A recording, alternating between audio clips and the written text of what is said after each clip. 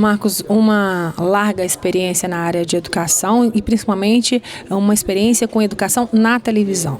A sua experiência com o telecurso ainda é muito única no Brasil. Como que você vê a televisão e os meios de comunicação como educadores, como os veículos com programas de educação?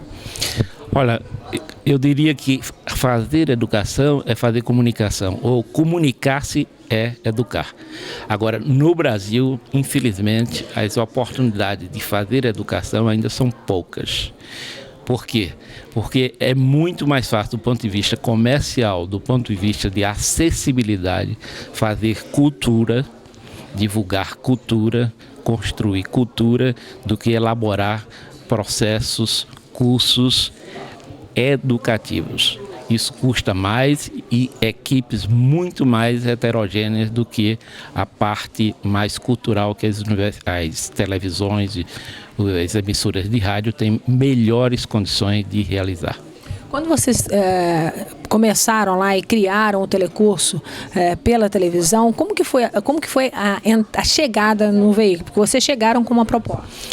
A história do Telecurso 2000 é um ponto fora da curva, exatamente como um case muito bem sucedido do uso da televisão para fins educativos. E foi uma evolução. Hoje o telecurso está na 4ª geração, seria a Telecurso 1.4, né?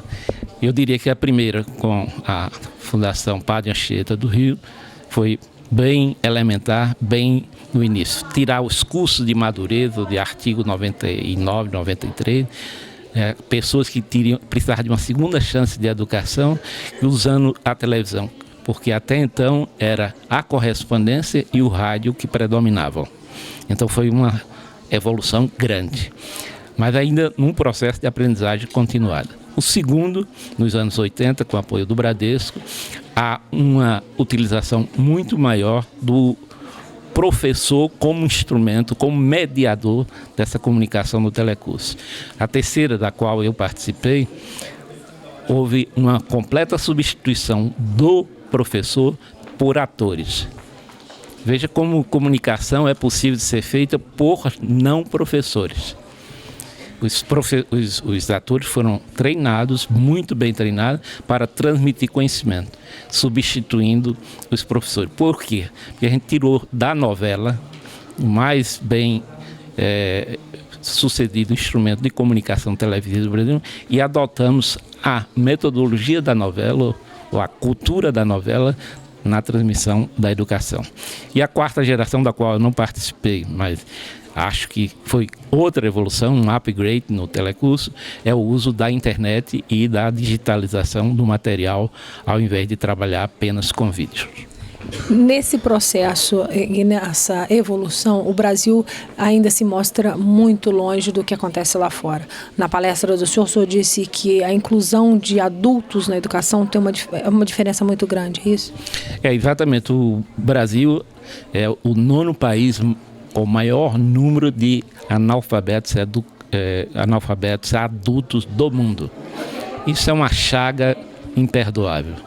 O Brasil não pode conviver com essa injustiça social. São mais de 10 milhões de brasileiros com maior de idade que não sabem sequer ler 2 palavras que constam na nossa bandeira. Não sei se você já notou, a única bandeira do mundo que tem uma expressão escrita é a nossa. E 10 milhões dos nossos concidadãos, dos nossos irmãos brasileiros, não conseguem saber o que está escrito na sua bandeira nacional. Então essa é a dificuldade de fazer com que pessoas que foram marginalizadas do ponto de vista econômico, social e educativo ainda tenham uma segunda chance. E isso é possível.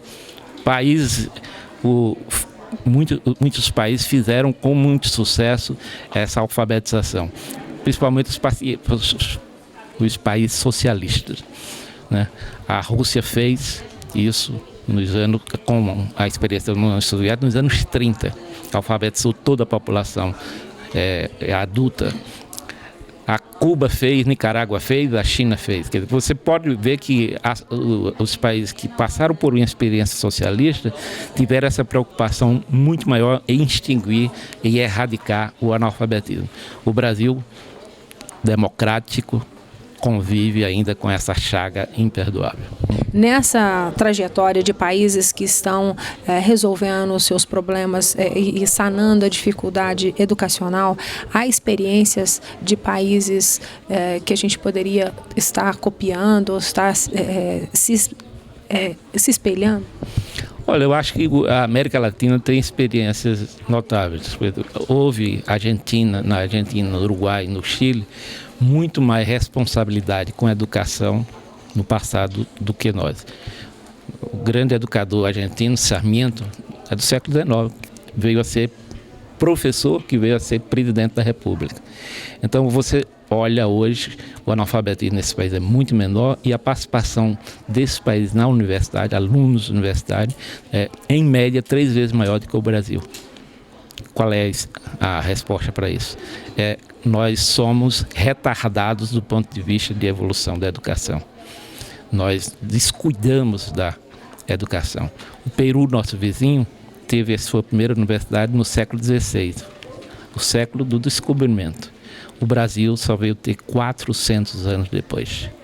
Então, errou a colônia, errou o império, errou a república e até hoje a educação ainda não é a prioridade que o Brasil precisa. Eu espero que com a Pátria Educadora finalmente tenhamos essa chance. O senhor vive em Brasília, quer dizer, o senhor vive no mundo, né? Tem aí trabalhando. Qual foi a experiência do senhor aqui em vir nesse congresso e conhecer o campus de Muzambinho do IF? Um campus exemplar. Me lembrou o mais belo campus universitário brasileiro, que é o da Universidade Rural do Rio de Janeiro. E eu entendi um pouco que a arquitetura da Rural do Rio influenciou uma escola que foi inicialmente agrícola, que é de Muzambinho, em 1953. Então, do ponto de vista físico de instalações, é algo exemplar dentre as escolas técnicas, antigas escolas técnicas, hoje institutos federais de Muzambinho. Mas mais importante que o ambiente físico e a arquitetura exemplar é o ambiente de aprendizagem.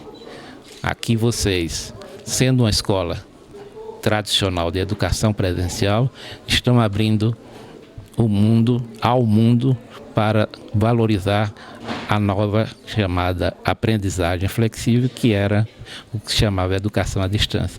E vocês têm um estúdio completo aqui para produzir bons cursos e usar inteligentemente não só os meios digitais, mas também o rádio e a televisão. Muito obrigada.